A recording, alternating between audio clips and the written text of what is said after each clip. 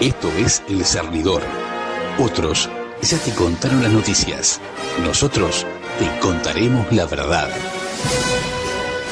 Conduce Álvaro Alfonso, Amodio Pérez y Horacio Lampariello.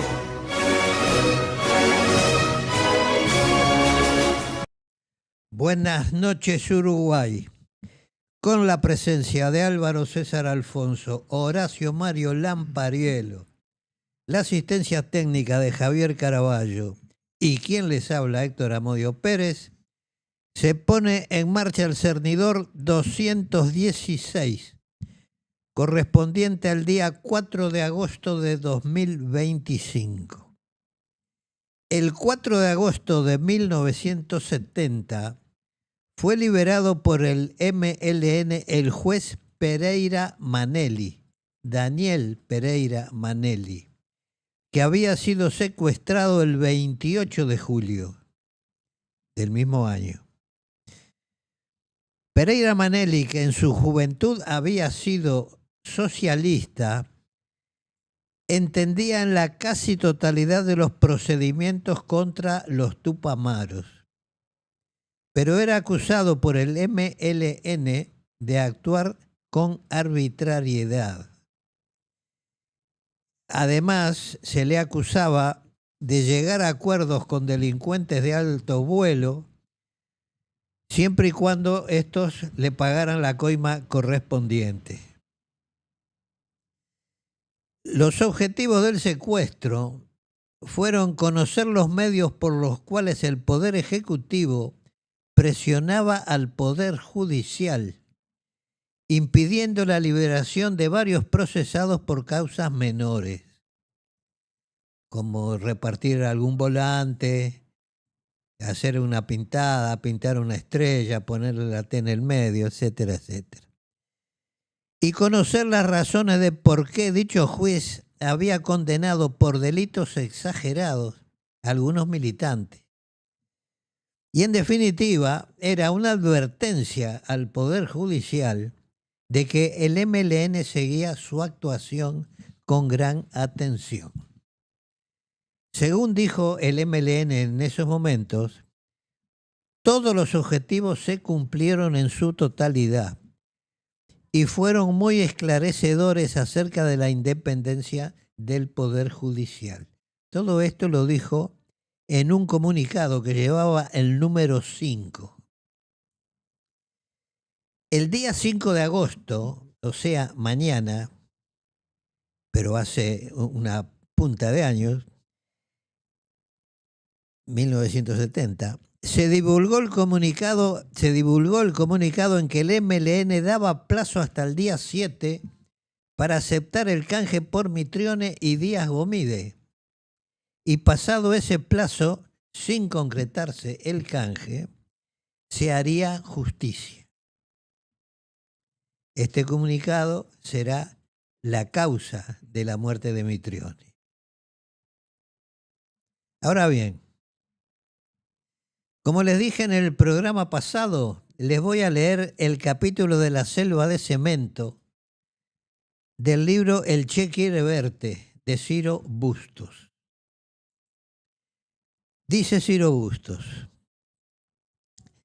a los pocos días de pasar la primera vez por Roma, en junio de 1963, murió el Papa Juan XXIII, el Papa Rojo, como lo llamaban con cierta inquina los escribas del sistema, que no veían con buenos ojos el intento de ayornamiento de la vieja y caduca estructura ideológica de la Iglesia Católica. La segunda vez pasé por Roma en compañía de Pancho Aricó, unos días después de la muerte de otro papa, esta vez realmente comunista, Palmiro Togliatti, jefe del partido más fuerte y más independiente del mundo no socialista. Todavía quedaban los carteles con su fotografía pegados en las paredes y los banderines rojos, enlutados en los balcones de prácticamente toda la ciudad, exceptuando, claro, las ruinas históricas de aquellas épocas, tras las cuales los poderosos césares derivaron en papas no menos poderosos. Parafraseando a Clausewitz, la Iglesia es la continuación del dominio por otros medios. Pancho Aricó tenía entre ceja y ceja a Einaudi, la editorial de gran parte del pensamiento marxista más actualizado, de la que él solía traducir artículos que publicaban en pasado y presente. El paseo por la bella ciudad alcanzó, para comprar directamente en la sucursal de Minox, el equipo completo de espionaje semiprofesional, empaquetado en su cartón original, con abierto llamado publicitario y de tamaño menor que una caja de zapatos. Alitalia nos dejó en Montevideo, donde recuperó Pancho su identidad cordobesa. Yo me quedé unos días atendiendo nuestra pequeña colonia de exilados. Él se está refiriendo a la cámara Minox, que el MLN tuvo una también. Me llegó, quizás fuera esta misma. El petizo Belomo había alquilado un departamento de soltero, lo que nos permitía eludir hoteles. Quedaba en la calle G, a media cuadra de la central de policía. Belomo ya se había hecho de amigos en el ambiente periodístico y en el Café Sorocabana de la Plaza Cagancha. Era un magnífico café al estilo madrileño, con un sector de mullidos sillones bajo los amplios ventanales para sentarse a leer el diario, escribir o atender negocios. Años antes, en 1957, yo había sido habitué suyo en ocasión de una permanencia de 3 o 4 meses en Montevideo, destinados a pintar un mural en una empresa maderera, la Oro Verde, situada a pocos metros del café sobre la avenida 18 de Julio, con un amigo catalán, Miguel Capuz. Por intermedio de su padre, un periodista español emigrado de la Guerra Civil Española, que trabajaba para la agencia de noticias Fran Press, cuyo director era a su vez presidente de Oro Verde Sociedad Anónima, le habían encargado 2 murales para decorar el enorme salón de la firma. Miguel y yo vivíamos en el local dedicados en exclusividad a la tarea. Nos acostumbramos a ir cada mañana al Sorocabana a desayunar y por las noches a tomar su rico café antes de irnos a dormir o a una peña nocturna. Al anochecer de cada día, los infaltables grupos de conocidos ocupaban las mesas del café. Se pasaba rápida revista cultural y política de la actualidad por el costo de una tacita de café, cuanto más de un coñac, intercambiando miradas y opiniones con las mesas vecinas. Entre las amistades de Belomo figuraba un joven periodista, Eduardo Galeano. Miembro del equipo redactor de Marcha, era un contacto garantizado con la izquierda más radicalizada y procubana. Galeano le presentó a otros socialistas, Andrés Cultelli y Javier Guridi, un viejo administrador del periódico del partido, El Sol. Este último, o sea Guridi, planteó a Belomo el interés del dirigente de los cañeros azucareros, Raúl Sendic, un joven abogado que ya había cobrado renombre internacional al frente de las marchas agrarias. Marchas que avanzaron desde los departamentos norteños de Artigas y Paysandú reclamando la reforma agraria, al grito de por la tierra y con Sendik.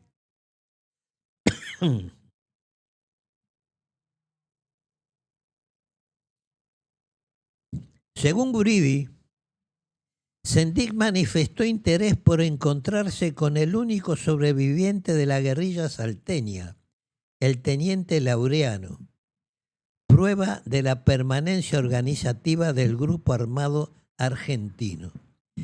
Estudiamos la propuesta y acepté finalmente un encuentro a solas con Sendik. Se produjo un domingo a la hora de la siesta en la playa solitaria del Cerro, una zona industrial marginal. La operación, sencilla pero segura, congregó una serie de paseantes normales en día domingo. Belomo, que pasó, este es el encuentro que se produjo al día siguiente del robo de la armería del Cazador, que por alguna razón Ciro Bustos no lo dice. Belomo, que pasó en una dirección como uno de ellos, recibió el dato sobre el lugar que se encontraba Sendik y me lo transmitió al cruzarse conmigo al extremo de la bahía. Omar, o sea, Emilio Jouvet, el hermano del cordobés, llegó a la playa y se puso a tomar solo a unos 50 metros de unas rocas que entraban al agua donde estaba un pescador solitario. Yo recorrí el borde playero buscando lajas que lanzaba al agua haciendo patitos y dejé atrás a Omar sin mirarlo hasta llegar al lugar en que un aparente pobre hombre de raído traje oscuro, arrugada camisa sin corbata y deformado sombrero de fieltro negro, hacía como que pescaba con una improvisada caña sentado en las piedras más próximas al río. ¿Pican?, pregunté con mi escaso lenguaje deportivo y me contestó: hay mucho viento, pero si usted quiere podemos charlar y matear. Dice Bustos, Sendik era una personalidad muy fuerte. A los pocos minutos tuve la sensación de estar ante un hombre importante. Años más tarde comprendí que había hablado con un hombre extraordinario. En tono campechano y amistoso, después de sostener con unas piedras la caña y preparar un mate que cambió de mano hasta que se acabó el agua del termo, preguntó por la experiencia fallida de Salta, en forma muy ordenada y sistemática, eludiendo de hecho los detalles secretos, aunque el origen y la dirección inmanente del proyecto flotaba con naturalidad entre nosotros como el olor del río. Las horas transcurrieron plácidas. Más allá, jóvenes pescadores, su gente, alternaban la pesca con juegos de pelota. ¿Se acuerdan que yo les conté que habíamos sido un grupo de miembros del MLN? Hicimos un asado, una red de voleibol. Detrás de mí, por su parte, el gordo Emilio, o sea, Belomo, se mantenía alejado también, inmóvil en su sitio. El centro de las preguntas de Sendik fueron los fallos cometidos, a lo que yo oponía el fallo fundamental, el aislamiento. Fuimos la negación de la consigna maoísta, le decía, el pez fuera del agua, el aislamiento de la guerrilla. No recuerdo completo una conversación que duró unas horas, pero sé que destacamos el crecimiento organizativo en la ciudad y la receptividad implícita a la propuesta de lucha lograda en un ámbito lejano a nuestros esfuerzos, el de obreros y estudiantes. Según dejó entender, ellos se encontraban en pleno desarrollo de una alianza obrero-campesina, clasista, que integrarían también estudiantes y profesionales en un gran frente decidido a iniciar la lucha armada, aunque sin tener claro aún con qué características. Lo cierto era que la miseria del interior empujaba más a la rebeldía, tal vez porque tenían menos que perder. Las vacas vivían mejor que los humanos.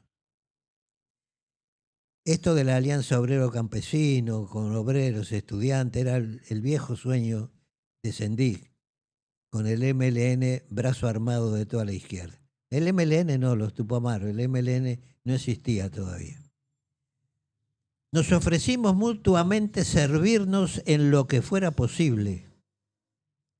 Y él, sin vueltas, pidió recibir algunas armas y entrenar en conocimientos básicos de seguridad e inteligencia a un hombre de su confianza.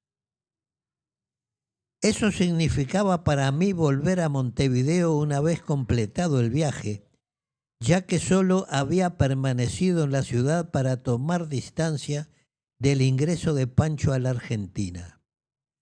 Portador de dólares y equipos secretos, debía planear mi propia entrada al país. Pero le adelanté que teníamos algunas armas que no habíamos alcanzado a entrar a la Argentina y que estarían mejor en sus manos.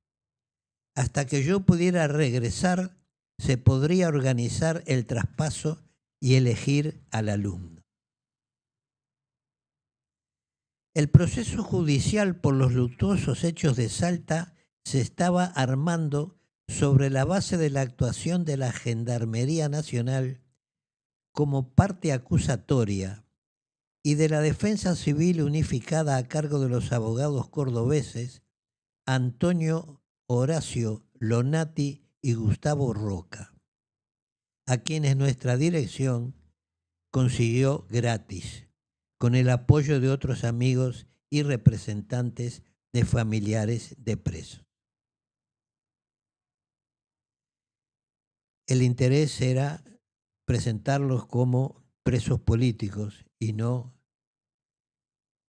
como simples asaltantes. Dice, la confusa trama de las políticas de la izquierda está siempre integrada por hilos de madejas ajenas. Así, la práctica política es una actividad de élites profesionales, intelectuales, económicas o religiosas que responden a sí mismos. La Secretaría Provisional o la Directiva Nacional de la organización se reunía donde y cuando podía, lo que significaba mi desplazamiento periódico de Buenos Aires a las ciudades de provincia donde se llevaban a cabo los encuentros. El Cholo se trasladó a Buenos Aires al volante de la poderosa camioneta contrabandista que resultaba desproporcionada para las necesidades reales de la clandestinidad, con sus inconvenientes de estacionamiento y consumo, por lo que la cambiaron por un auto unión de bajo costo. Esto debía ayudarnos a tirar el tiempo y proporcionar un trabajo de cobertura, porque pusieron la camioneta a trabajar, a hacer fletes. El Cholo, recurriendo a sus contactos antiguos y compañeros de partido, uno de ellos infiltrado en el Departamento de Policía de Mendoza, había obtenido mi legajo personal en el que no aparecía ninguna vinculación con la guerrilla, por lo que se me consiguió un juego de documentos, cédula de identidad y carnet de conducir legítimos, que me permitían la libre circulación y mi participación más o menos abiertas en nuestras reuniones. Regresé a Montevideo para cumplir el compromiso contraído y nos instalamos en el apartamento de la calle G.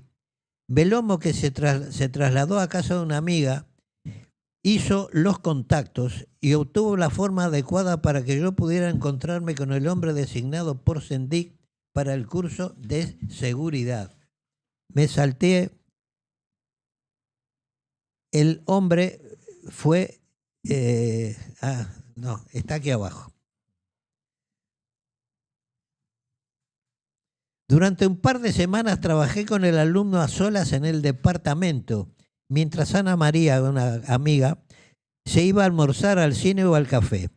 Hicimos también algunas prácticas exteriores sobre las calles de la ciudad, simulando seguimientos, rupturas, chequeos, contrachequeos, buzones, señales operativas por contacto, planes de emergencia, seguridad personal y colectiva. Si algo había aprendido era que la compartimentación extrema, reforzada por una práctica rigurosa individual, también compartimentada, aseguraba la propia supervivencia además de la del grupo. La lucha armada no declarada es una conspiración que se desarrolla al margen de la ley y las normas de la sociedad como tal, la cual se opondrá por todos los medios represivos a su alcance, legales o no, ejerciendo el monopolio de la violencia sin pruritos éticos. Únicamente utilizando la inteligencia como método y sirviendo a una causa justa, puede sobrellevarse con éxito. La espontaneidad y el exceso de confianza conducen directamente a la catástrofe.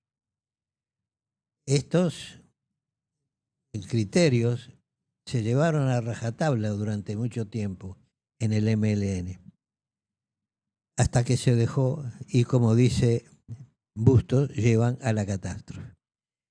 El alumno era muy serio, capaz y responsable. Estudiante de economía metódico, captó de inmediato que las enseñanzas serían menos que humo sin una práctica intensa y rigurosa. Se llamaba Jorge Notaro y al menos a él le resultarían provechosas, según me contaron 20 años después. Jorge Notaro es un reconocido economista, vive en la actualidad, no era miembro del grupo Tupamaros, era miembro de la FAU y por lo visto era el hombre de confianza de Sendik. Nunca lo supimos. Estoy seguro que Jorge Manera, que fue el representante del Partido Socialista en el coordinador, nunca supo que el hombre de confianza para hacer los cursos de seguridad no era él, sino Jorge Notaro. Un hombre que no era Tupamaro, que había abandonado el grupo Tupamaro junto con la FAU. Emilio Llubé, Omar, el hermano del cordobés, instaló un kiosco de revistas, tabaco y golosinas. El contacto con el embajador cubano nos había hecho entrega de un bulto de armas remanentes meses antes de abandonar el país y regresar a Cuba, rotas ya las relaciones cubano-uruguayas.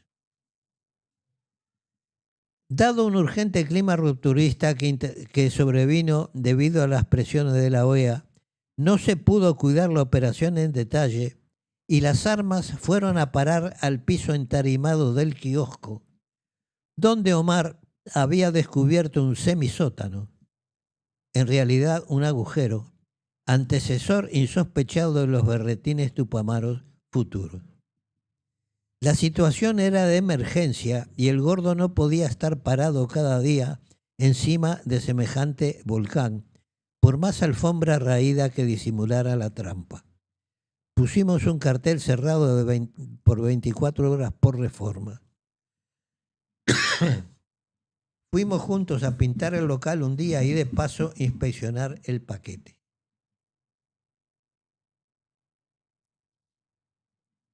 Había una media docena de pistolas P-38, 2 o 3 metralletas Uzi, depósitos y parque abundante. Él le llama depósitos a los cargadores de las metralletas y de las pistolas. También había una cantidad apreciable de petacas incendiarias, Made in CIA, que los cubanos de la contrainteligencia cosechaban de los envíos aéreos arrojados cada semana sobre la isla para los contrarrevolucionarios desde las avionetas que operaban con base en Miami y que el programa del Departamento de América de la Revolución redistribuía a lo largo del continente. La cosa era equitativa. Los yanquis fomentaban la contrarrevolución y los cubanos la revolución. Me quedé con la mitad de las pistolas y petacas y traspasamos a la gente de Sendic el resto. Se hizo el contacto en una esquina alejada del kiosco, controlada por Belomo, a bordo de un taxi que llevaba en su asiento posterior el bolso con las armas, invitando al emisario a subir para dejarlo en otro barrio ya portando el bolso. Ana María, o sea, su compañera, partió hacia Buenos Aires para organizar con Rafael el traslado de las armas que ellos habían quedado. Nosotros no llegamos a usarlas, dice, pero fueron transferidas un par de años después a un reciente grupo que con el tiempo llegaría a constituir una organización armada, las FARC, Fuerzas Armadas Revolucionarias Argentinas, que debutaría de manera incendiaria en 1974, destruyendo sin víctimas, horas después del cierre, la primer cadena, una docena de locales de supermercados Minimax, propiedad de una empresa del magnate norteamericano Rockefeller. O sea que las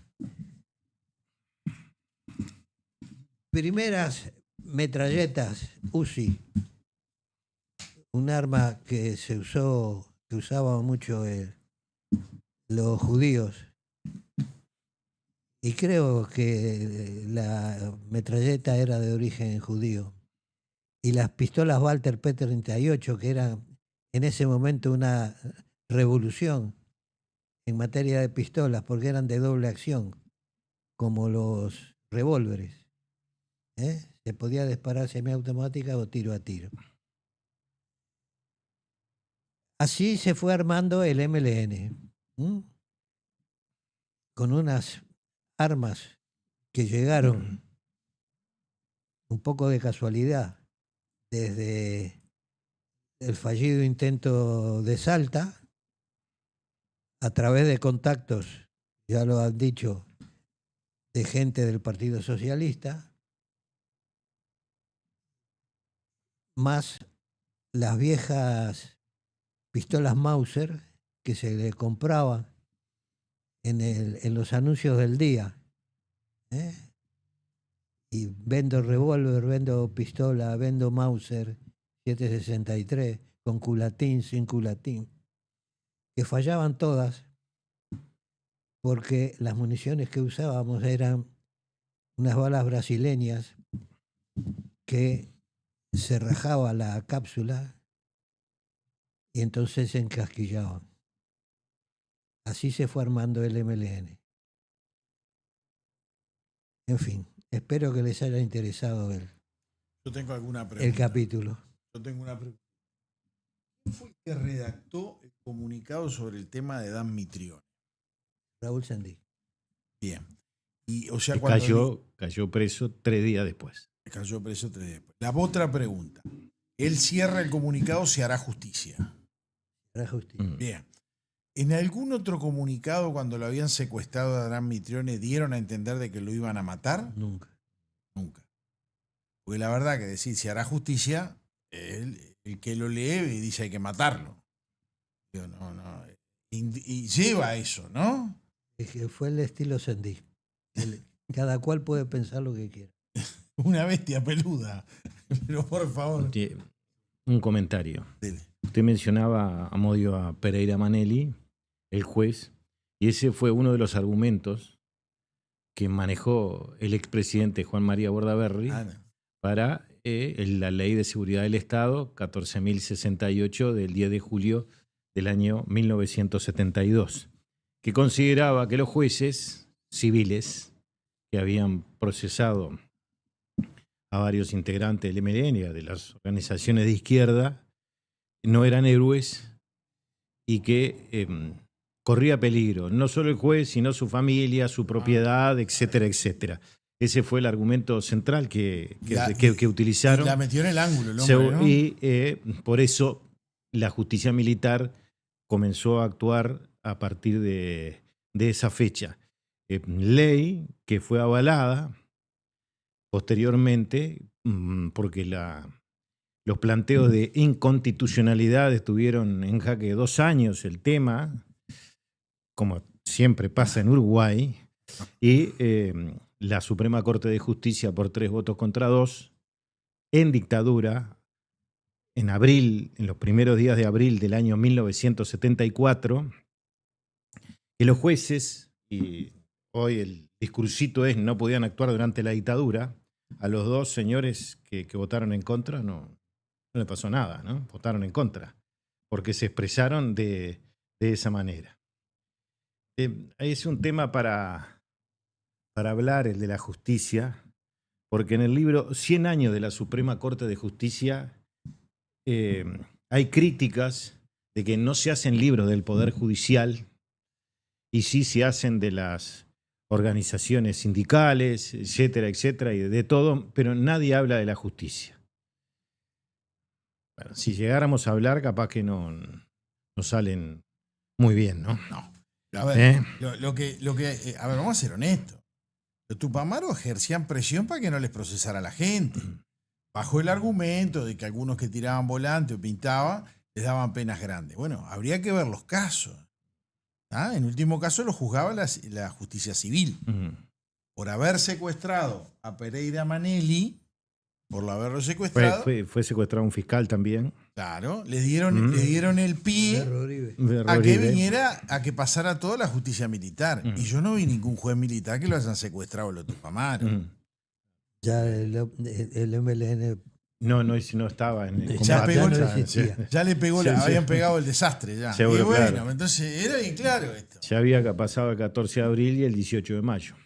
Claro, y ahí agarrate Catalina. Seguro. Claro, pero ten en cuenta que yo recuerdo que en Punta Carreta había mucha gente, pero muchísima gente, que no eran tupamaros, eran simpatizantes, era gente...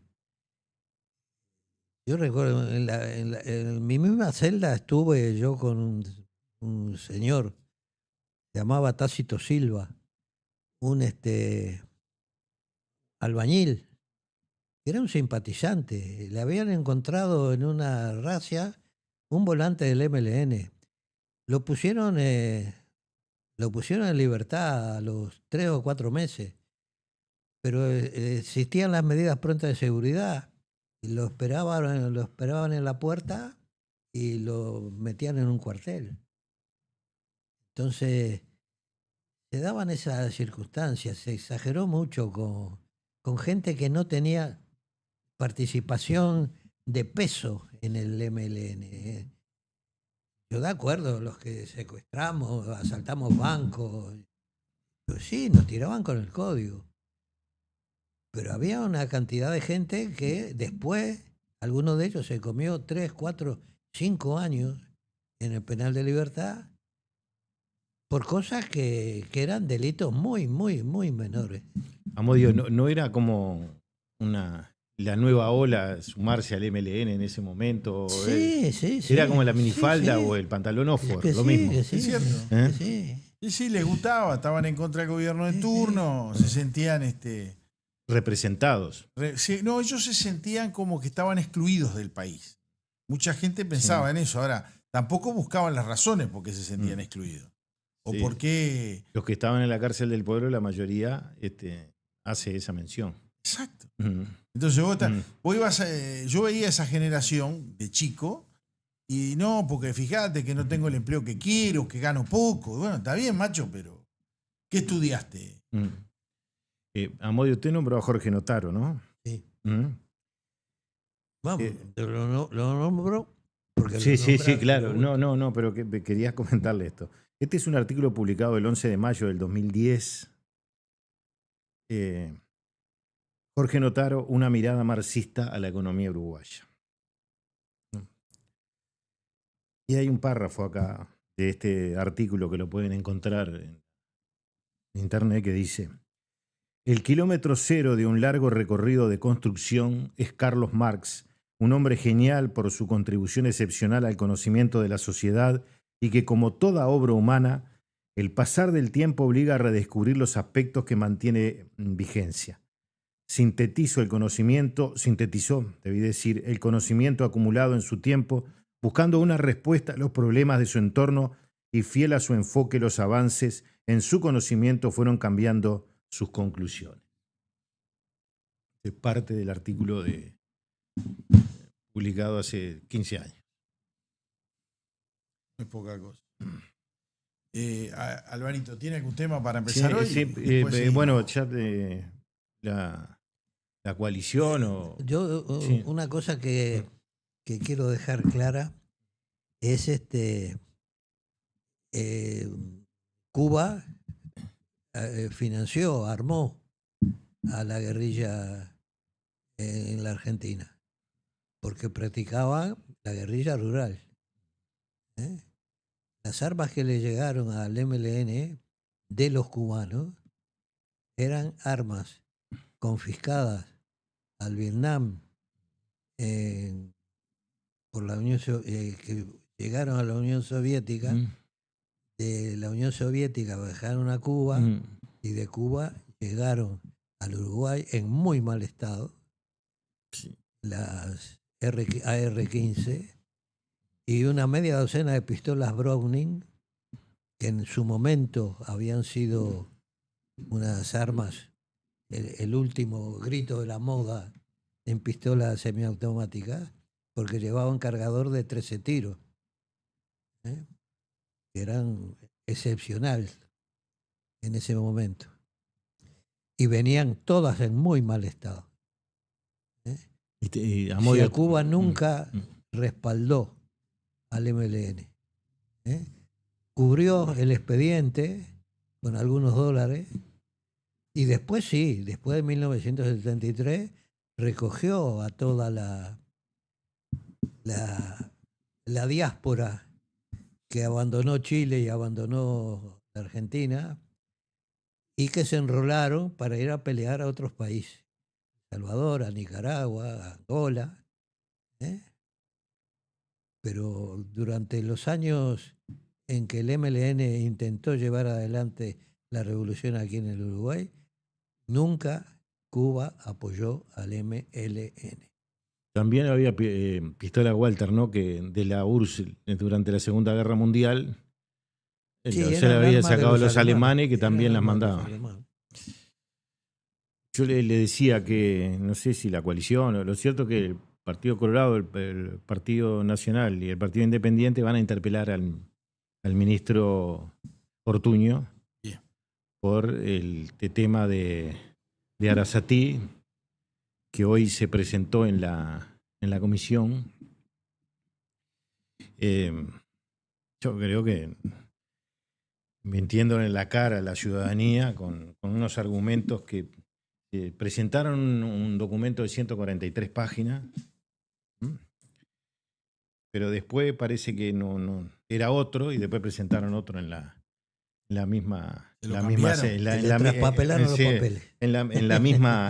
sesión. Y me llama mucho la atención porque el ministro se autopercibió negro afrodescendiente, lo que me parece hasta payasesco eso, ¿no? Porque yo podría venir a decir acá, yo soy un trigueño. Alguien hizo un estudio sobre las familias de Aguascorrientes y dijo que nosotros habíamos salido por Marruecos, España y después para América. Decir que yo podría decir que soy un trigueño marroquí. ¿A quién carajo le importa si es negro afrodescendiente o trigueño marroquí? Es ridículo. Se lo juzga por su actuación pública, que viene siendo realmente lamentable. Y hay un pequeño párrafo nomás. Dice, el contrato firmado para construir el proyecto, miren que todo en papelito bien hechito, ¿no?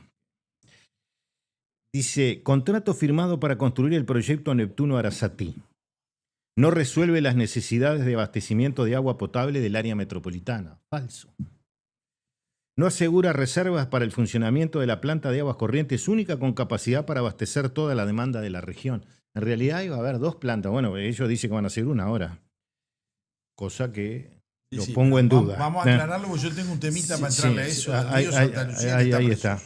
Después dice, Arasatí produce 200.000 metros cúbicos día, promedio 600.000 metros cúbicos día, que es lo que, miren esta frase, ¿no? Arasatí produce, no produce, porque si ellos no la quieren no va a producir nada, pero estaba diseñada para que generara 200.000 metros cúbicos por día. Y al lado dice, promedio 600.000 metros cúbicos. ¿Y qué es esto? Y bueno, esto es lo que consume la zona metropolitana. Pico histórico 2022, 702.000 un día.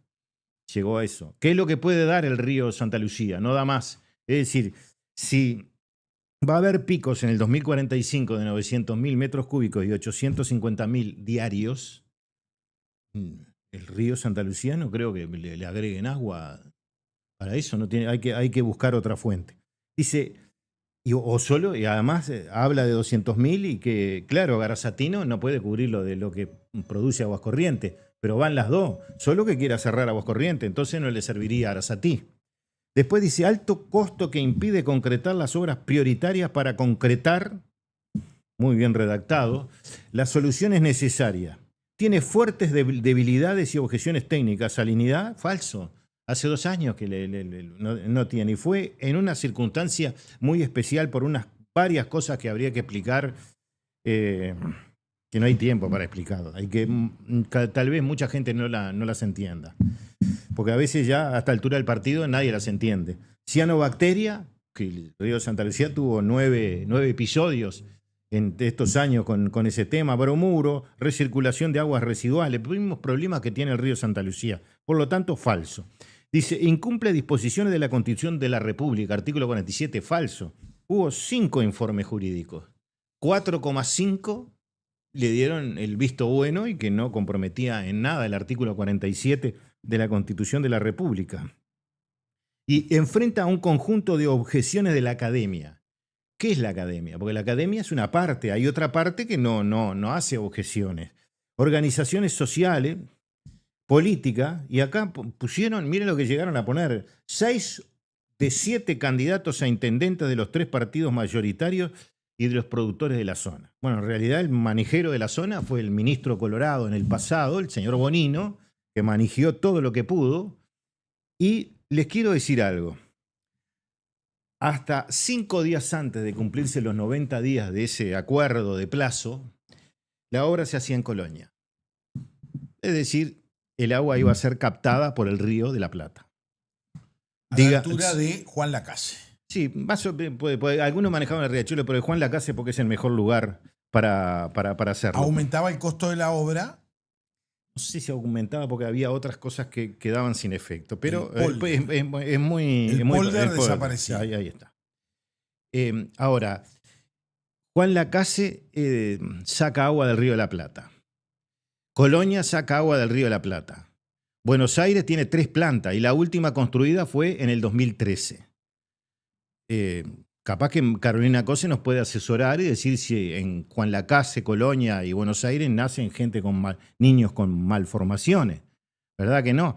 Ellos toman agua de menor calidad porque sacan agua del río de la Plata, de acuerdo a todos estos argumentos absurdos y mentirosos que fueron dando manija durante mucho tiempo. No.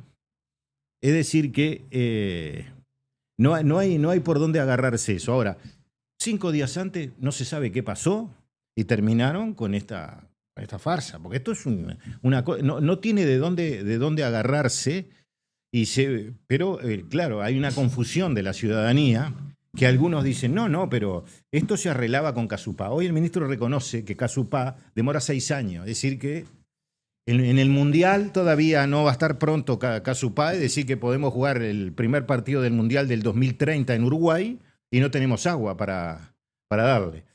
Y entonces dice, no, porque quedó con el crédito. Le voy a dar dos noticias. Me comuniqué con los del banco bueno, acá está el nombre, se me escapa, con la CAF, ¿no? El jueves. Le dije, estoy cernidor, se está anunciando por parte del ministro que la CAF dio un crédito ¿no? Todos los escuchamos para la construcción de la represa de Casupá. Bueno, en realidad le digo, yo sé que eso no es cierto, pero me interesa un sí o un no. ¿Es cierto que la CAF le dio el crédito ya? Bueno, ahí medio tartamudeo. Lo cierto es que me dijo, por favor, déjeme su número el jueves.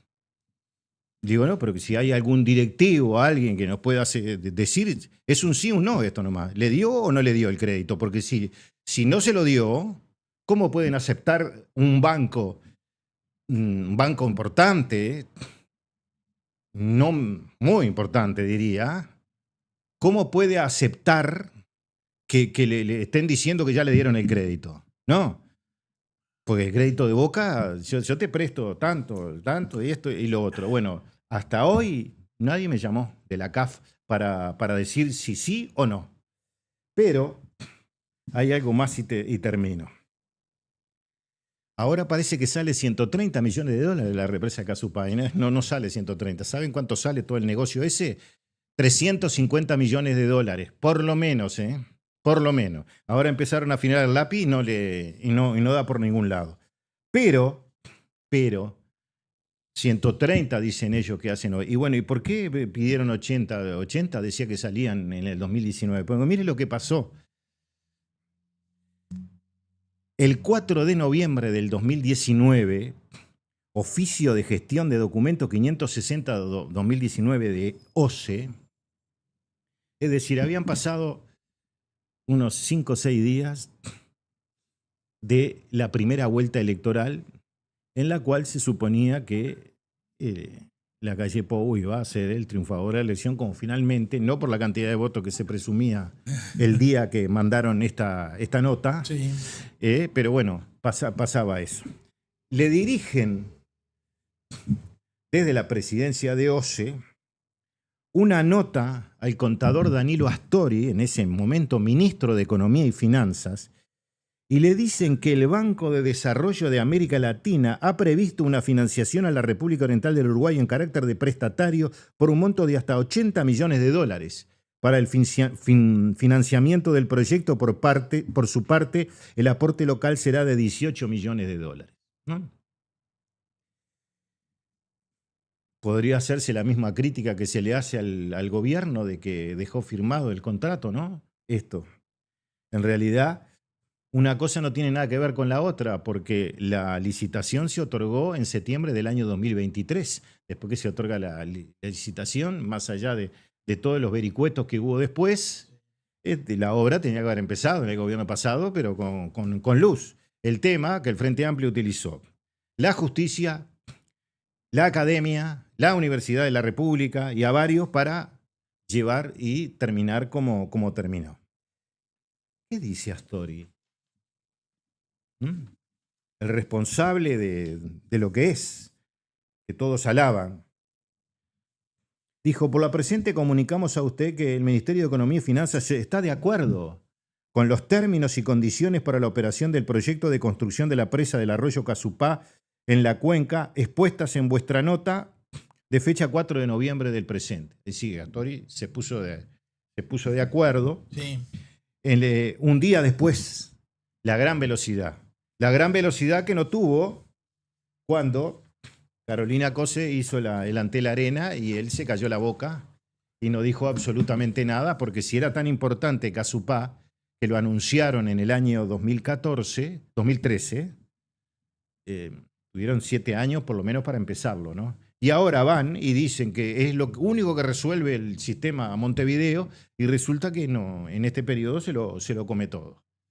Después andan otros rumores relacionados con el tema de una eventual multa si la empresa en estos momentos vio con la carrera, están mirando así, siguiendo el panorama. La empresa hace el juego de empresa. Seguro, claro.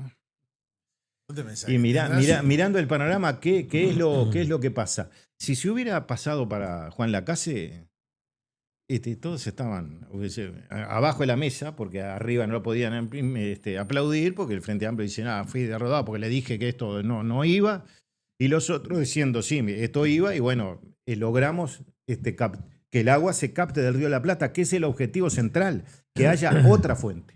Mirá, yo voy a leer un artículo del diario El País que salió en el día de ayer. Una bomba de tiempo. La alta contaminación en el Santa Lucía, el río que abastece de agua a Montevideo.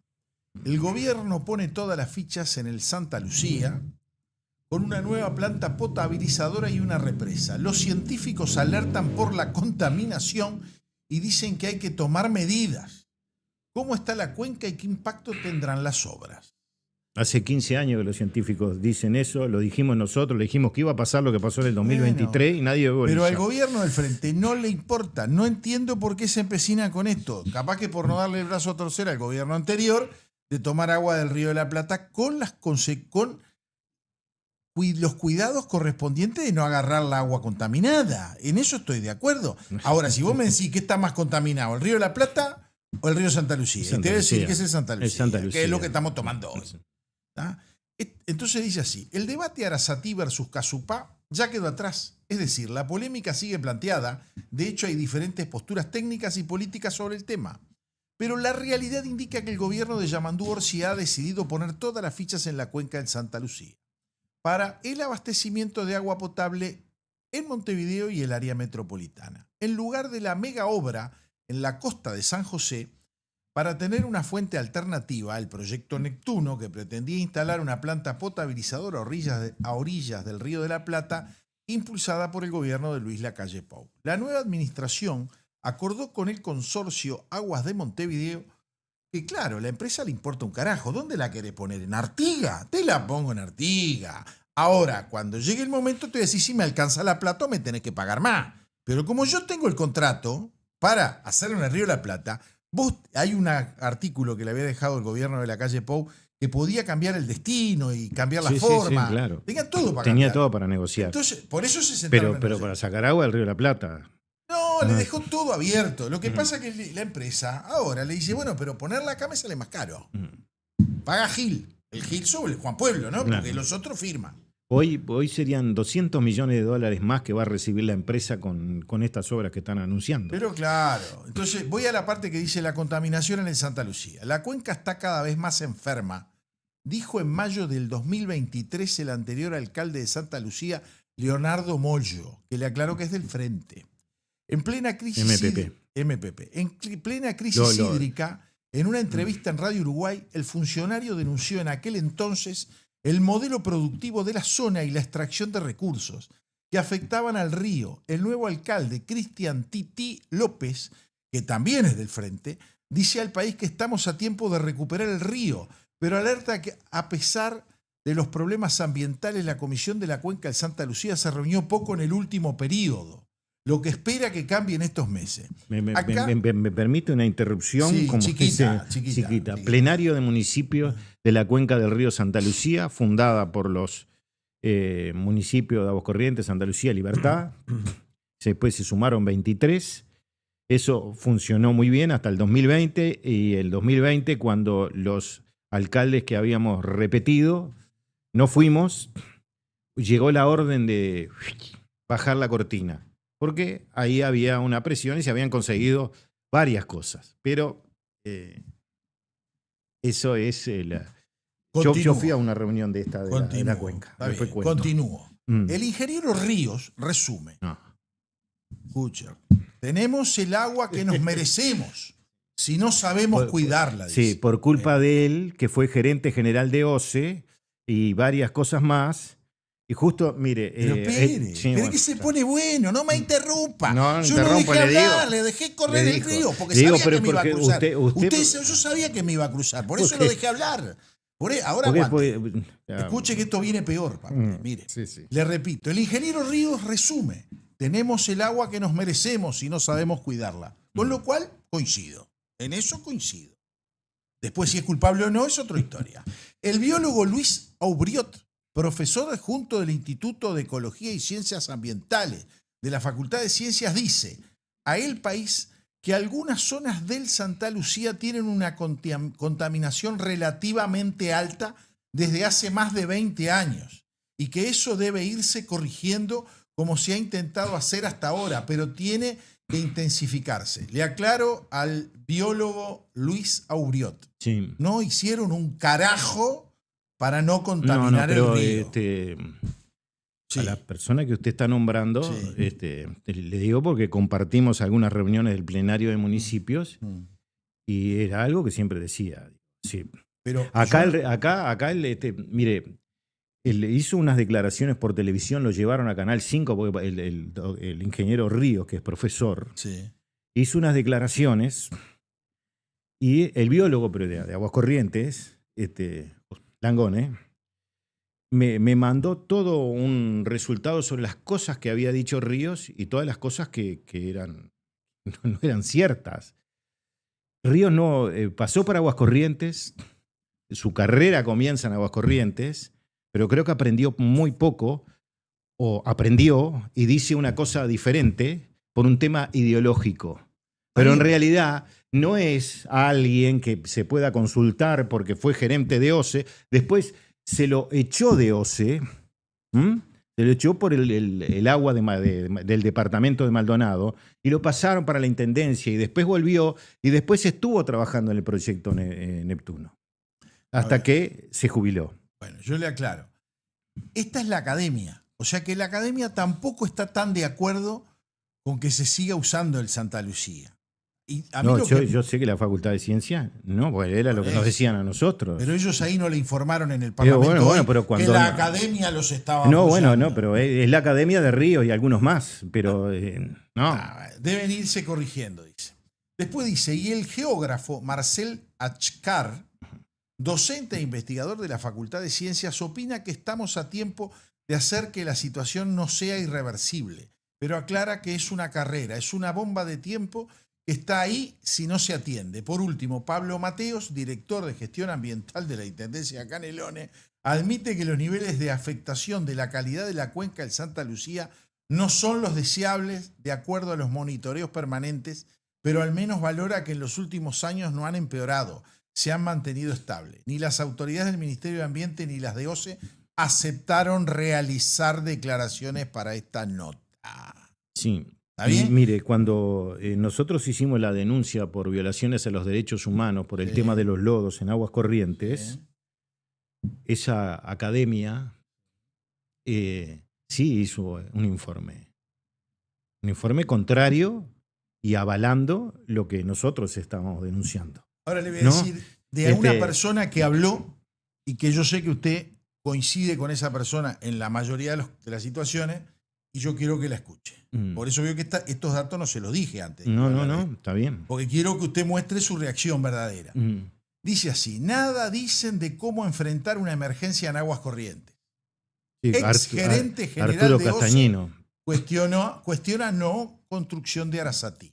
Arturo Castañino también discrepó con el informe financiado por el BID que concluyó que la represa de Casupá es una solución más robusta para enfrentar futuras sequías.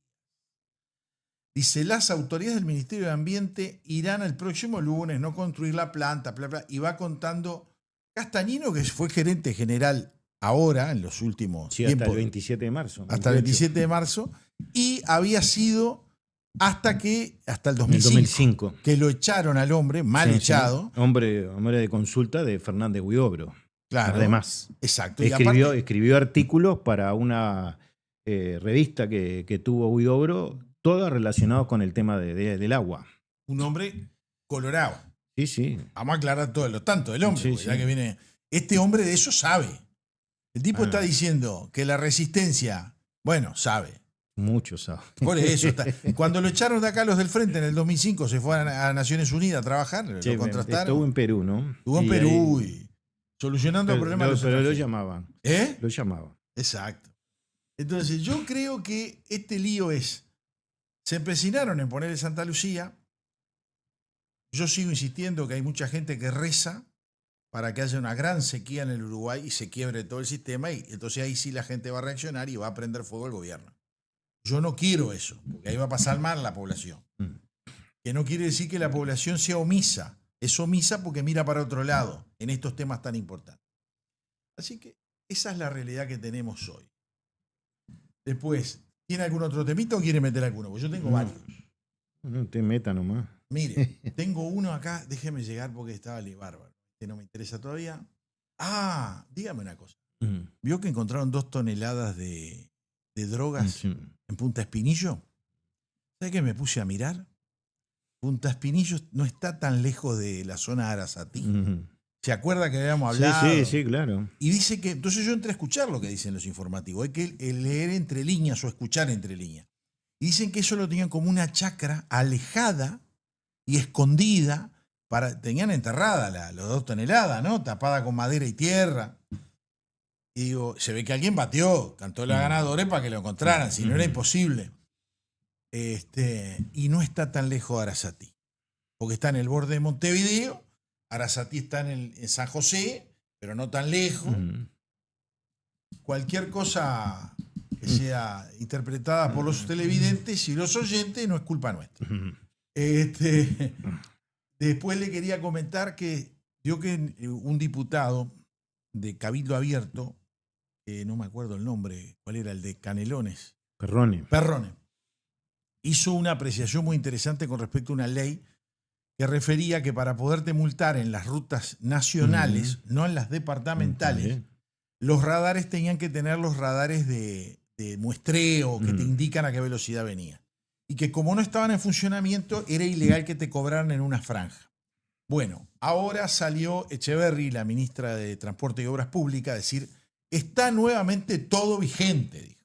Echeverri advirtió que radares pedagógicos volvieron a aplicar multas en las rutas. Parece que dejaron una ventana porque no podían hacerlo retroactiva la ley esta, no como otras que sí las hicieron retroactivas. Vamos a aclarar, si me conviene las hago y si no también, para seguir cobrando. O sea, que siguen sin poner los radares pedagógicos, los que te avisan, porque una cosa es que te avise con radares que te dice a qué velocidad venís y otra que te pongan un cartelito, próximamente hay radares que te multan, ¿no? Controlado por... Pero en realidad en la ruta nacional te avisan con pero la ley tiempo era muy informal. específica. El único que me parece que está fuera de combate es uno que hay en Minas, y que en la ruta nacional usted no lo puede poner a 45 kilómetros, ¿no? Claro. Eso era para hacer plata, ahí nomás. Exacto. El anterior intendente, ¿no? Sí. Del Partido Nacional. Sí, acá se salva nadie. Sí, pues no es que se salve, que no tiene cómo salvarse, porque me parecía medio... Una cosa es 60. 60, además te avisan. Eso es una responsabilidad de cada uno de saber. ¿Por qué? Incluso hasta te hacen el dibujito 60 en el momento en que vas a entrar a la zona de que te van a degollar, ¿no? Acá nos manda un mensaje a Modi, atento a esto. El 363. Dice, buenas noches, tertulianos del Cernidor. Me creo un jugador del montón, pero pienso y opino, reatrevido yo, con las clases que nos está dando este hombre Amodio, ¿no hay alguna universidad que vea, aunque sea como negocio, crear una cátedra para enseñar a la gente más chica, pregunto, esa parte de la historia? Este hombre Amodio, cuando cuenta sus cosas, lo hace de manera objetiva y genial. Parece un historiador de fuste y no un ex-tupa. Gracias. Interesante. Lo que pasa es que soy un estupa que cuenta la historia, la verdadera, la que yo conocí. Además, esto no lo digo yo, está publicado. Lo que pasa es que me viene fenomenal porque yo participé de ese encuentro. Y lo digo, estuve ahí. Como participó en varios que van a estar en el documental, ¿no? Sí, pero no se lo vamos a dejar. No, pero digo... Porque a todo esto les digo a los televidentes, necesitamos que compren libros. No es que los esté intimando, que los esté obligando, pero sería bueno vender unos cuantos libros más, que todavía tenemos libros. Vamos a hablar con la distribuidora a ver cómo venimos esta semana, pero nos queda una partida interesante. Acá nos manda... que todo es todo el producido es para el documental. Están faltando algunos recursos para el final, porque estamos con la postproducción. Que es la más complicada de todas. Claro. No por la plata solo, por el trabajo que da. Sí, ahí está. Y más para los que no entendemos de esto. Pero bueno. Porque nosotros somos 3 inconscientes. Hacer un documental, que es una película, de 3 tipos que nunca hicieron nada de filmografía, nada más. Sí. Álvaro tiene la experiencia de los libros, Amodio también. Yo la de estar acá con ustedes charlando las noticias del día, pero hacer una película no es fácil. Pero fuimos conscientes con el tema. Sí, sí, somos muy disciplinaditos. Sí. No, nos cuidamos. Nos saluda Noemí, dice muchas gracias por cómo estamos. Después nos pone, ¿qué más tenemos? No leídos, no, tengo algunos más. Fíjense, Aurelio Parielo dice, a ver, grupo Cernidor, 17, ahí tengo unos líos acá, hoy. Ortuño trabaja de negro por cuota, como los blancos también tienen o tenían a una mujer. ¿Se acuerdan de la transcomunista y pasada de peso que tuvo que irse? Bueno, no sé si es así. No sé porque no tenemos certificado. Lo que sí está mal, que uno se sienta como que está siendo hostigado por el color de su piel o raza o religión que tenga. Yo podría decir que me molestaría que me dijeran blancoteta. Seguro. Los que me conocen saben que no voy ni a la playa porque le tengo que disparar al sol. Pero no me molesta. En el caso del hombre, bueno, que haga lo que entienda más. Yo tenía por acá, y no me quiero olvidar, un videíto que lo debe tener Javier, que es un videíto interesante del subsecretario Brioso del Ministerio de Salud Pública, que tuvo una infeliz frase, porque se ve que el hombre estaba muy feliz, muy contento, no sé cómo era la historia, y quiero leerlo, ¿no? Verlo primero y lo vamos a estudiar un poquito. Yo, con mucha satisfacción, porque es una satisfacción personal, que el presidente Orsi haya coincidido con mi opinión de que la línea económica del Uruguay nos la marcan desde afuera. Yo lo he dicho varias veces, he hablado lo que eso significa como intromisión en los asuntos internos del Uruguay, que esa intromisión está justificada, entre comillas, por la gran deuda externa que el Uruguay mantiene. La pérdida de soberanía, porque no es solo que te condiciona el uso de los dineros que te prestan, sino que te condiciona en otros aspectos de la política internacional del Uruguay, que son los votos en las Naciones Unidas, de acuerdo, o en otros organismos de carácter supraestatal, que condicionan el apoyo del Uruguay a políticas muchas veces nocivas para la humanidad. Entonces me congratulo de que el presidente Orsi haya tenido, no sé si la valentía o falta de prudencia, en reconocer públicamente que el Uruguay no es independiente. Lo dijo claramente. O sea, lo dijo clarito. Hay otro tema que está interesante, pero vamos a pasar primero el video de Brioso, que es el subsecretario del Ministerio de Salud Pública, que había ya sido sacado en su momento, había sido cesado, y ahora en el gobierno de Vázquez fue cesado y ahora Orsi le da un premio. Yo creo que es cuota eso sí es cuota. Dice, no, va fulano de tal de vuelta y pum. Yo no diría el gobierno de Orsi. A ver. No es el gobierno de Orsi. ¿Y el gobierno de quién? El gobierno del triunvirato que integra a Orsi como presidente. Coincido. Después tiene dos apoyaturas, dos guardaespaldas. Chacra y... Sí, vamos a pasar el video. Vamos a escuchar atentamente porque sale muy bajito la voz. Gobierno del MPP. Sería más lógico.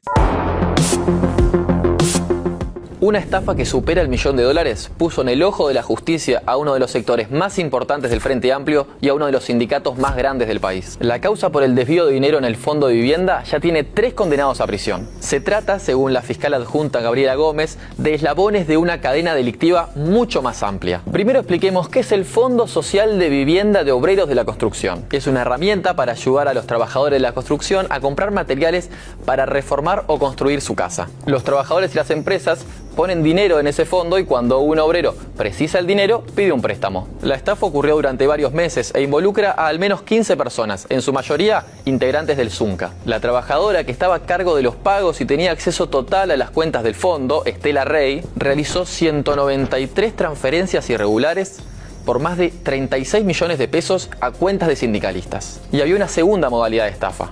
El fondo brinda partidas especiales a obreros que sufrieron problemas como percances de salud o el incendio de su casa. A ellos se les entrega un dinero que no tienen que devolver. En 2023 se entregaron 43 de estas partidas y 40 de ellas a personas que no existen. El problema salta a la luz en diciembre pasado, cuando la mujer involucrada se toma vacaciones y quien la suple detecta las múltiples irregularidades. Allí comenzó la investigación judicial y el Zunca reaccionó expulsando a 9 sindicalistas. ¿Pero qué tiene que ver esto con el Partido Comunista? Varias de las personas que declararon en la justicia, incluidos los 3 condenados, aseguraron que el dinero que recibían en sus cuentas no era para ellos, sino para financiar al Partido Comunista y al Zunca. En principio aparece de manera bastante sólida, consolidada, de que parte de ese dinero, no sabemos bien qué porcentaje, iba para el financiamiento del Partido Comunista y del Zunca. Además, mencionaron que las autoridades del partido y del sindicato estaban al tanto de la maniobra y apuntaron a 2 caras visibles, el senador Óscar Andrade y el diputado Daniel Diverio. Ambos integran el Partido Comunista y lideraron el Zunca tiempo atrás. Los 2 negaron la acusación, pero el fiscal no descarta llamarlos a declarar como imputados en las próximas semanas. Un absurdo y es un insulto. Yo quiero, es más, no tengo acceso a la carpeta fiscal, pero si esto es así vamos a agregar demanda por daños y prejuicios. No tiene ningún elemento probatorio que vincule a esa estafa con el partido ni con unos compañeros involucrados. El caso sigue, en los próximos días habrá nuevas audiencias y se esperan más condenas. Bueno, primero le pido disculpas porque pusimos un video que no era el que yo estaba mencionando. El otro no estaba en la computadora y salió este que parecía que era el que correspondía. Pero viene puede bien. recibir el mismo término que utilizó Brioso, ¿no? Seguro, no, la de Brioso es espantoso. Ahora yo la cuento y la relato. Pero puntualmente, en el caso del informe del Zunca es hecho por Canal 12, no es hecho por nosotros. Claro, en determinado momento el agua pasó por arriba y hasta los canales de aire grande que se cuidan todo el día, que después siquiera hablamos del tema de los periodistas que van ensobrados, por decirlo de alguna forma, por lo que ha pasado en Canal 5, pero esa parte. Y ese informe es clarito y lapidario.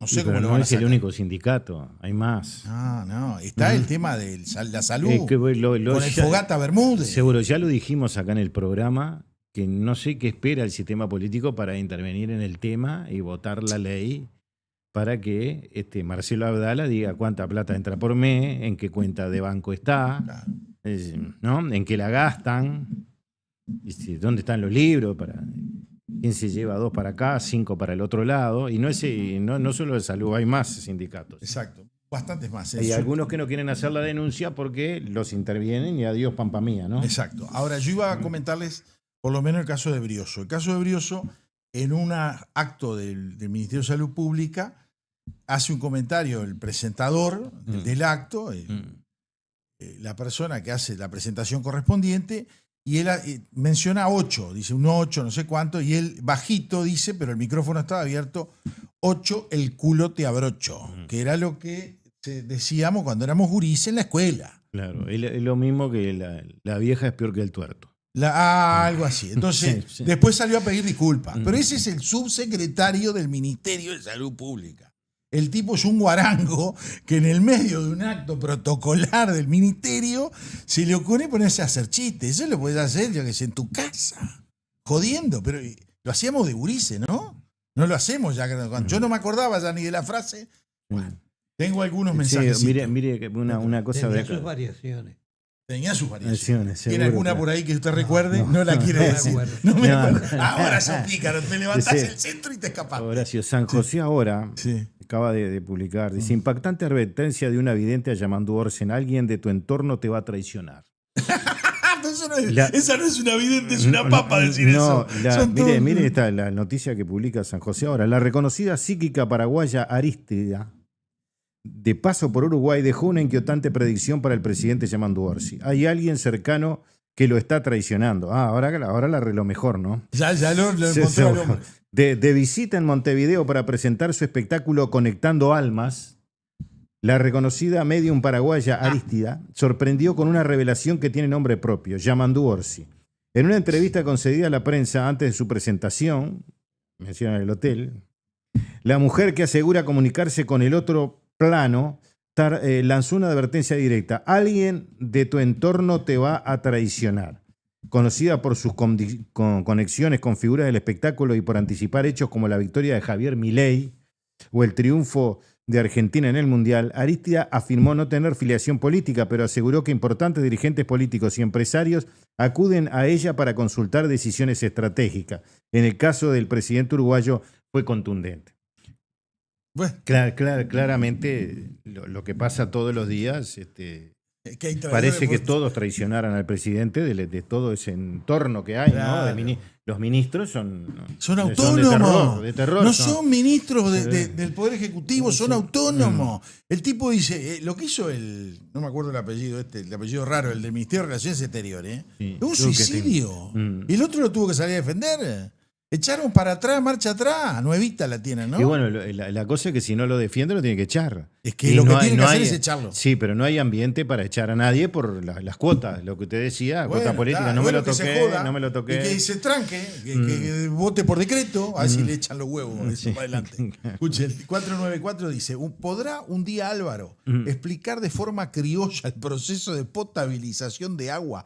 Porque hablan del polder, los lodos, etcétera, y muchos desconocemos esa terminología. ¿Y para qué sirve? Gracias. Pregunta para Álvaro, otra. ¿Ya hubo algún comandante en jefe de armada de prefectura? ¿Por qué los militares están desconformes con el nombramiento de Elizondo?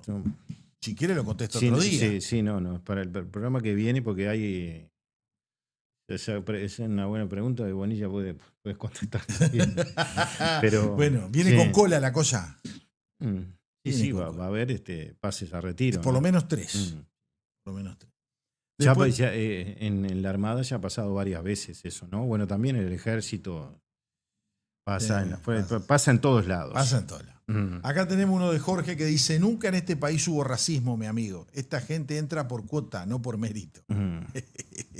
Después tenemos otro acá de Humberto que dice, buenas noches. En el libro Operación Verdad, en la página 385, el general Córdoba hace una crítica al comandante Bertolotti por llamar a la situación del ejército del momento en una forma vergonzosa con un nombre indígena. Quisiera saber si Álvaro Alfonso sabe a qué nombre se refería el general Córdoba. Agradezco la respuesta, saludos y felicitaciones por el programa, Humberto. No, pero podemos ayudar, porque ni siquiera está en el Tribunal de Honor, ¿Sí? que se le hizo a Bertolotti. Que fue producto por otro libro, ¿no? Sí, es verdad. El Tribunal de Honor fue por el libro Encontrando a los Desaparecidos. Usted por culpa suya hay varios que le han pagado mal, ¿no? Y porque el general Galarza no lo saludó en el acto del círculo militar, que era presidente. Pero después el libro figura como, bueno, en el Tribunal de Honor, y Bertolotti dijo que en el Tribunal de Honor, que ahí vio que siempre usted dice, y es así, que los militares dicen la verdad. En los Tribunal de Honor. No, lo lleva a la justicia, no. Te cantan cada verso. Claro, porque en el Tribunal de Honor dijo que el libro era cierto un 50%, y que incluso varias frases que él había utilizado eran las correctas que estaban en el libro. Sin embargo, cuando se sentó frente a Guiance y el juez Charles, dijo que el libro solo, el librito, y le puso el librito, dijo solo el 10%. Es decir, que desde Garibaldi hasta la calle de Misiones perdió 40% de lo que había definido en claro, Garibaldi. Pero el tema es que la fiscal Gianse entraba con el libro abajo del brazo. Hay fotos de eso. Sí, hay fotos de que interrogaba. Se la regaló un fotógrafo espectacular. Sí, Antonio Escuro. Pero esa es así, que sería bueno, ya que el señor plantea este tema de Córdoba, ¿cómo fue? Porque ahí se produjo el quiebre por el cual todos los militares están presos hoy. Claro, y después fue en ese año 2005, 2006, en que se dio esa situación. Y está en el libro Encontrando a los Desaparecidos y después en otro que se llama Presos a la Uruguaya, también. Y está el Tribunal de Honor que después fue repetido por muchos años, cuando con la información pública pudimos acceder totalmente a ese Tribunal de Honor, donde los propios militares iban a secuestrar a algunos de sus camaradas por el lío que había, especialmente por el tema de Hellman, ¿no? Exacto. Yo le voy a dar una noticia que no es buena. El país va a tener más funcionarios públicos si Orsi lleva adelante una idea que tiene. Dice, el gobierno avanza con la creación de un banco municipal, una idea del presidente Orsi. En el Congreso de Intendentes, el presidente Yamandú Orsi recordó que las intendencias antes le debían a cada santo una vela y 20 años más tarde son instituciones creíbles que afrontan sus obligaciones.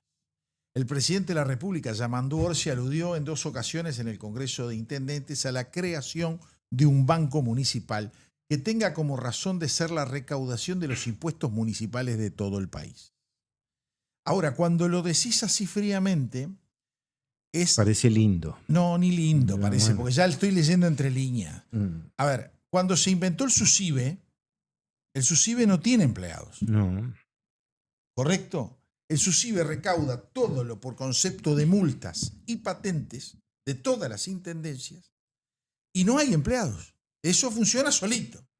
Luego lo que hacen técnicamente es, entre comillas, transferirle el dinero y venderle, porque piden adelanto las intendencias, a fideicomisos, a FISA y todos los bancos que quieran comprar a cuenta de lo que van a cobrar durante el año. Entonces, cuando me hablan de un banco municipal, es superposición de actitudes, porque a lo que quieren hacer es, y lo reconoce después, ¿no? Dicho banco, dice, en caso de constituirse, funcionaría como el Sistema Único de Cobro de Ingresos Vehiculares, SUSIBE, que maneja las patentes de todo el país y luego vuelca lo generado en cada intendencia. El banco municipal que idea Orsi cobraría la contribución rural, urbana, las tasas municipales, las tarifas de saneamiento, el Registro Único Nacional de Alimentos, empresas y vehículos. Luego lo repartiría a las intendencias en función de su recaudación, explica el país, una fuente municipal. Lo del SUSIBE, las 2 intendencias beneficiadas, grandemente beneficiadas, fueron Canelones y Montevideo. Exacto. Porque lo que buscan hacer con esto es quitarle la independencia de las intendencias. Sí, claro. Y cuando vos le quitas la independencia a las intendencias, primero vas contra la Constitución. ¿Está bien? La ley 9.515, que se imagina que estamos en la 20.000 y pico, la 9.515 de las viejitas. Le da una independencia interesante, la Constitución, hay un artículo que no recuerdo bien si es el 214, que el otro día se estaban peleando, que es el que retransfiere el Poder Ejecutivo obligatoriamente un monto de los impuestos recaudados en cada departamento, se los devuelve a las intendencias para que hagan obra, que se peleaban con este muchacho, el que no le gusta pagar las contribuciones inmobiliarias, de la OPP. Sí, Ricardo Arim. Rodrigo Arim. Arim, el que no le gusta pagarla. Es uno de los tantos. Y que no renunció. Y que no renunció. Sí, no sé, se ve que tiene coronita porque. Exacto. No bueno, renunció. Resultado, el hombre quiere ser el banco. Ahora, si vos me haces un banco y le ponés gente adentro a laburar, me va a salir más caro. hacelo como hasta ahora, porque ahora lo hacen las intendencias, lo hacen en forma independiente.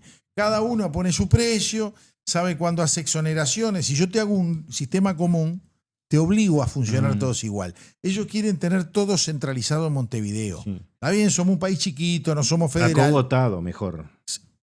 Viste claro, que te hice el ejemplo, claro, ¿no? Y no con una mano, con las dos. Entonces, muchachos, hay que tener mucho cuidado con el paquete que te quieren vender. Porque el intendente que sabe administrar tiene que estar sujeto al que no sabe administrar, ¿no? Te obliga. Claro. Es decir, que siempre es para el que piensa, hace las cosas peor. Exacto. Mire, acá tengo un artículo que se refiere en parte a lo que había salido en el video.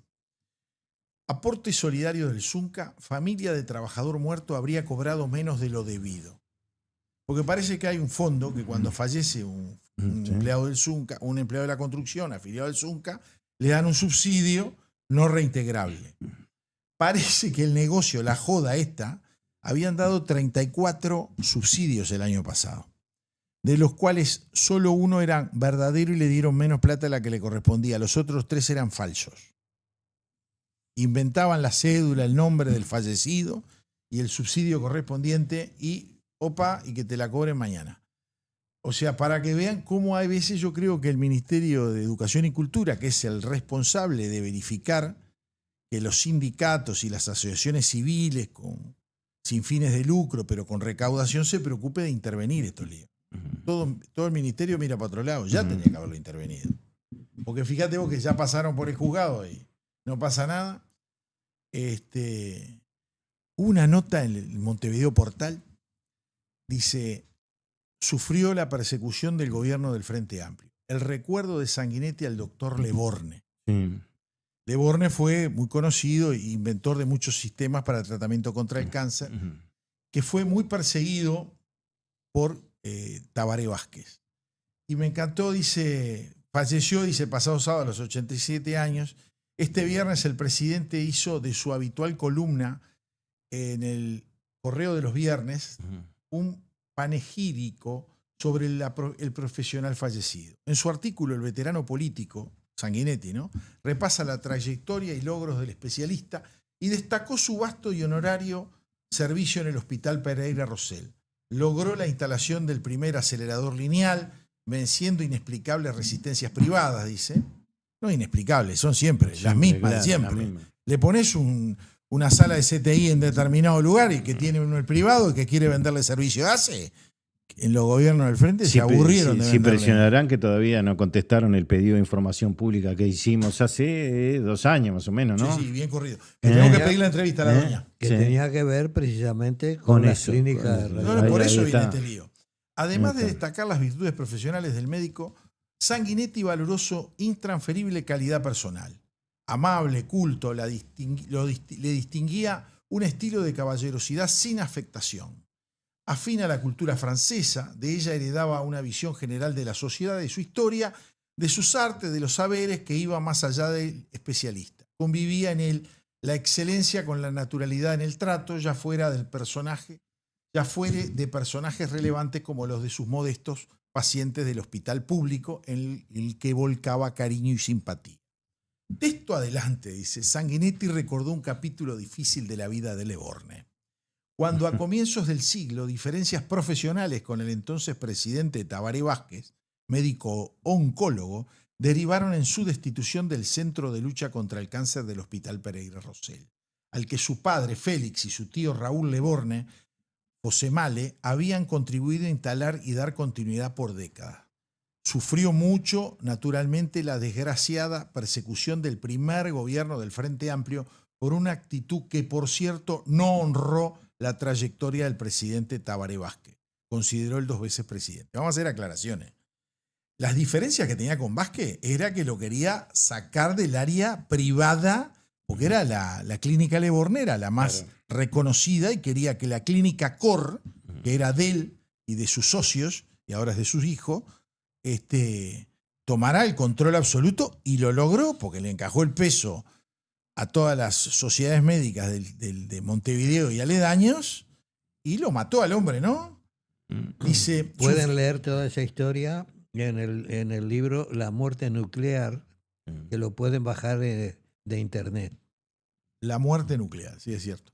Sufrió, dice, pero siguió adelante y su alejamiento de los cargos públicos no generó en él lo que podría haber sido un explicable resentimiento. La injusticia no le cambió el talante y continuó la vida profesional en su clínica y en el hospital italiano, donde se le veía en los últimos tiempos, rememoró. Ahora sí, la muerte nuclear, Amodio, la muerte nuclear fue la base que nosotros tomamos para hacer el pedido de información pública. Que no nos contestan. No, claro. No, ¿Vamos a reiterarlo? No, pero tenemos que ir al ministerio, porque hay un número, se supone que tiene que haber un número de expediente, sí. Y se supone que alguien tiene que haber dicho, no le podemos dar esta información porque si no nos echan a todos de acá, ¿no? Seguro. Que porque desaparece el Ministerio de Salud Pública si nosotros contestamos estas preguntas, ¿no? Nos van a mostrar una realidad jodida. Sí, por eso. ¿Estamos de acuerdo, sí, no? Sí, claro. Sí. Acá si tenés plata te salvás porque te vas para el Sirio libanés, a Brasil. Si no tenés plata te morís acá. Sí. El libro de la muerte nuclear además destapó todo lo que pasaba con estas empresas, ¿no? Sí, y en base a eso nosotros hicimos el pedido de información pública para que fuera confirmado oficialmente. Que era cierto lo que se decía en el libro. Porque es espantoso. No, era cierto, había informes de las agencias internacionales que vinieron a inspeccionar. Lo que queríamos era saber si la situación denunciada en el libro se había cambiado. Seguro. Si se había mejorado. No nos contestaron. No, y yo creo que sigue peor. Tengo una noticia internacional. Es un chusmerío. Pero vamos, para divertirnos un rato. Mujeres, licor, rumba y travestis. Precandidata colombiana publica chat que comprometen a Petro. Entre un hijo de Petro y la ex esposa del hijo de Petro. En donde parece que al hombre le gustaba ir a este tipo de fiesta. Chusmerío de Colombia. Ya no se salvan de nada. Y se salva de nada. Bueno, ustedes me dirán si baja la cortina. Si llevo razón o no. A ver. No. Pero llevamos desde las 2 de la tarde. Cierto. Trabajando como y son las 9:05. Sí. Nos ganamos el jornal. Y tendremos que volver mañana, seguramente. A seguir trabajando. Así que yo creo que es hora de bajar la cortina. Ese por el tema del documental y por lo que estaba diciendo Horacio, nosotros dijimos también de la postproducción, que estamos en esa etapa. Es la peorcita de todo. Pero estamos experimentando algo nuevo. Seguro, amigo, claro. ¿Por qué no vamos a recularle ahora? Seguro, no claro. Recular, No, pero todos los días hay que aprender. Hay que disfrutarlo. Más allá del... Será hasta el próximo jueves. Y gracias por estar ahí. Esto es El Cernidor. Otros ya te contaron las noticias. Nosotros te contaremos la verdad. Conducen Álvaro Alfonso, Amodio Pérez y Horacio Lampariello.